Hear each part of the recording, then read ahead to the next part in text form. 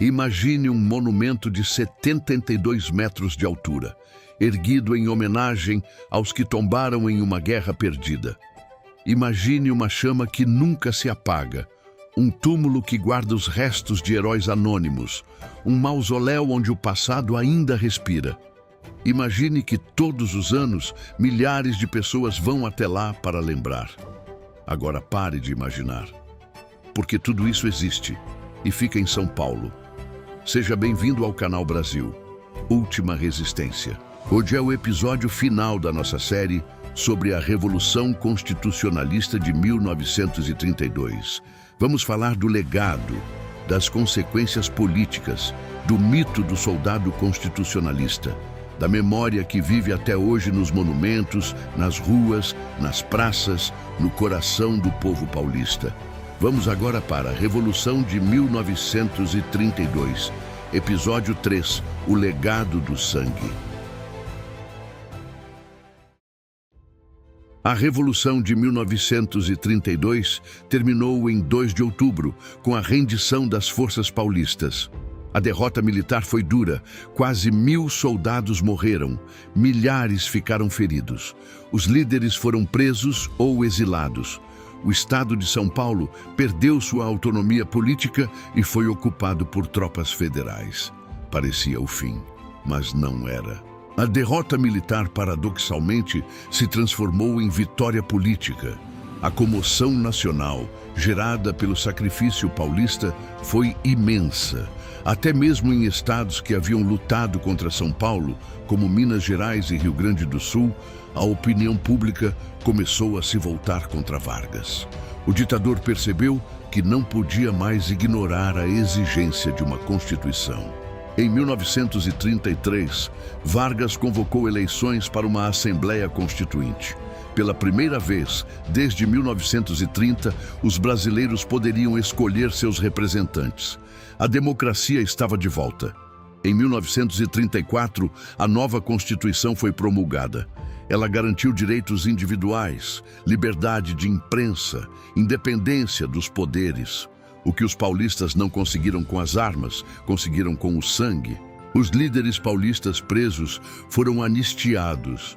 O general Isidoro Dias Lopes, comandante das forças constitucionalistas, retornou do exílio. Foi recebido como herói.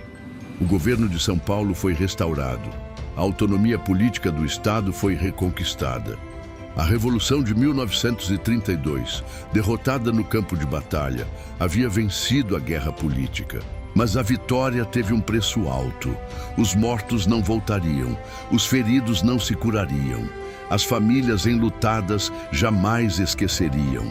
Por isso, logo após o fim da guerra, surgiu um movimento para homenagear os que tombaram, para que o sacrifício não fosse esquecido, para que os heróis tivessem um lugar digno de descanso.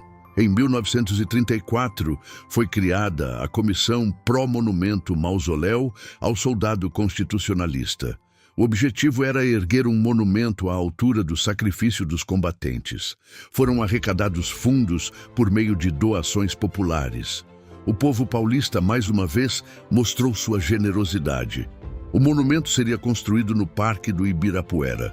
O projeto escolhido foi do escultor ítalo-brasileiro Galileo Emendabili. O monumento, em estilo Art Deco, tem 72 metros de altura. É feito de granito e bronze. No topo, uma enorme estátua do profeta Daniel, de braços abertos, abençoando os mortos. Na base, uma cripta onde repousam os restos mortais de 448 combatentes. O obelisco do Ibirapuera, como ficou conhecido, foi inaugurado em 9 de julho de 1955, 23 anos após o início da Revolução.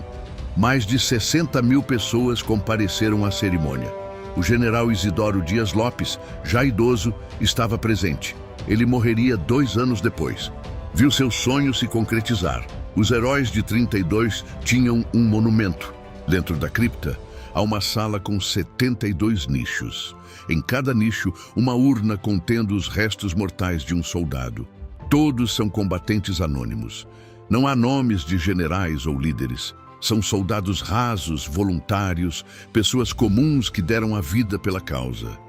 O monumento é do soldado desconhecido, é do povo.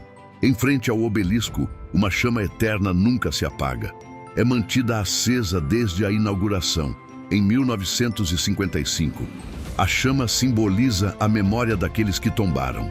É uma lembrança constante de que o sacrifício deles não foi em vão. A chama queima dia e noite, chuva ou sol, verão ou inverno. É a memória que nunca morre. Todos os anos, em 9 de julho, milhares de pessoas se reúnem no obelisco para celebrar a Revolução de 1932. É um ato cívico, uma manifestação de orgulho paulista. Autoridades discursam, bandas tocam o hino do Estado, veteranos de guerra desfilam. A data é feriado estadual em São Paulo. O 9 de julho é o Dia da Memória. Mas o que significou a Revolução de 1932 para o Brasil? Para alguns historiadores, foi uma reação elitista de um Estado que perdeu o poder político e econômico com a Revolução de 1930. São Paulo queria de volta o controle da nação. A exigência de uma Constituição era apenas uma bandeira. O verdadeiro motivo era a reconquista do poder. Para outros historiadores, a Revolução de 1932 foi um movimento legítimo em defesa da democracia. Vargas havia fechado o Congresso, anulado a Constituição e governava como ditador. A exigência de uma nova Carta Magna era justa.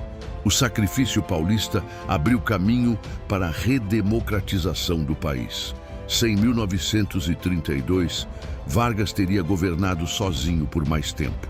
A verdade, como sempre, está no meio. A Revolução de 1932 teve motivações políticas e econômicas, sim, mas também teve um componente cívico inegável. Milhares de pessoas comuns se mobilizaram, doaram suas joias, enviaram seus filhos para a guerra. Não foi apenas uma rebelião de elites, foi um movimento popular, e isso precisa ser reconhecido. O mito do soldado constitucionalista nasceu exatamente dessa adesão popular. O voluntário que largou o trabalho, a família, a vida, para pegar em armas por um ideal. O jovem estudante que mentiu a idade para se alistar. A mulher que costurou uniformes à noite, após um dia inteiro de trabalho. Eles são os verdadeiros heróis da Revolução. O MMDC, Martins, Miragaia, Drauzio e Camargo, os 4 jovens mortos em maio de 1932, se tornaram símbolos desse heroísmo. Seus nomes estão em ruas, praças, escolas. Eles representam a juventude que se sacrificou pelo futuro. Até hoje, em 23 de maio, data de suas mortes, há manifestações em sua homenagem. A Revolução de 1932 também deixou um legado cultural imenso. Canções foram compostas em homenagem aos soldados, poemas foram escritos, filmes foram produzidos. O Teatro de Revista Paulista celebrava a Revolução como uma epopeia.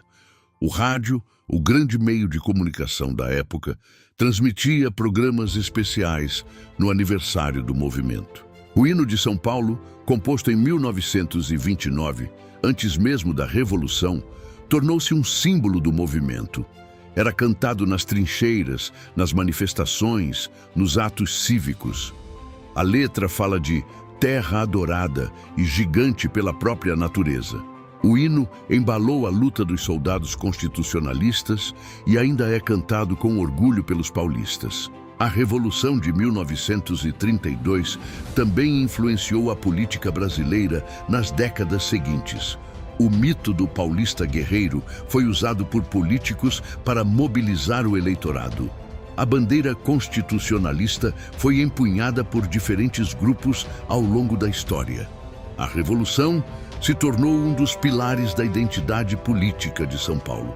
Getúlio Vargas, o grande derrotado político da Revolução, também aprendeu com ela. Percebeu que o povo brasileiro queria democracia, mesmo que dentro dos limites impostos por ele. A partir de 1934, Vargas governou com uma Constituição, com um Congresso, com limites ao seu poder. Até que, em 1937, deu outro golpe e instaurou o Estado Novo. O Estado Novo iniciado em 1937, foi uma ditadura ainda mais dura do que o governo provisório. Vargas fechou novamente o Congresso, cassou a Constituição de 1934 e governou com mão de ferro até 1945. A democracia conquistada em 1934 durou apenas 3 anos. O sonho constitucionalista foi adiado novamente.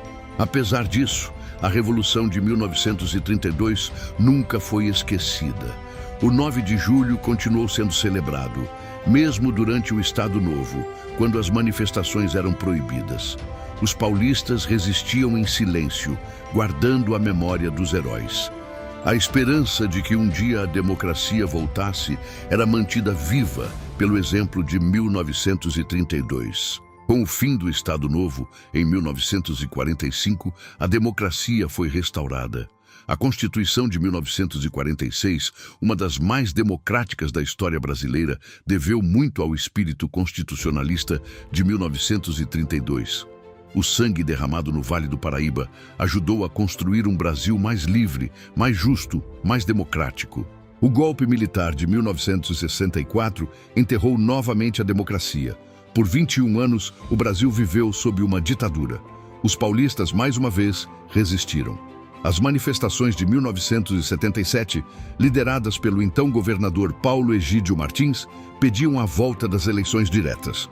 O grito de 1932 ecoava nas ruas de São Paulo mais uma vez. Em 1984, o movimento das diretas já mobilizou milhões de brasileiros. As ruas de São Paulo foram tomadas por uma multidão que exigia eleições diretas para presidente. O grito era o mesmo de 1932. Queremos democracia, queremos Constituição, queremos liberdade. A memória dos heróis de 32 estava viva naquela multidão. A Constituição de 1988, a atual, foi a grande vencedora. Depois de décadas de luta, a democracia finalmente se consolidou no Brasil. Os ideais constitucionalistas de 1932 foram plenamente realizados. Democracia, liberdade de expressão, independência dos poderes, direitos individuais. Tudo pelo que os soldados de 1932 lutaram. O episódio 3 termina aqui. Vimos o legado da Revolução de 1932, a vitória política, o obelisco do Ibirapuera, o mito do soldado constitucionalista, a memória que atravessou gerações. A Revolução de 1932 foi derrotada no campo de batalha, mas venceu na história. Obrigado por nos acompanhar nesta série sobre a Revolução de 1932. Foram 3 episódios contando a história de uma guerra civil que abalou o Brasil. Uma história de heroísmo, de tragédia, de um povo que não se curvou e que, mesmo derrotado, venceu.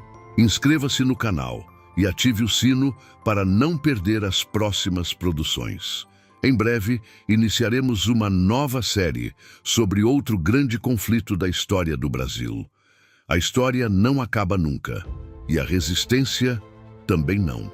Deixe nos comentários o que você achou da série sobre a Revolução de 1932. Você conhecia essa história? O 9 de julho significa alguma coisa para você? Sua opinião é fundamental. Esta foi a história do legado da Revolução de 1932. O sangue que não secou, a memória que não morre, a resistência que continua. Até a próxima. Aqui no Brasil, Última Resistência.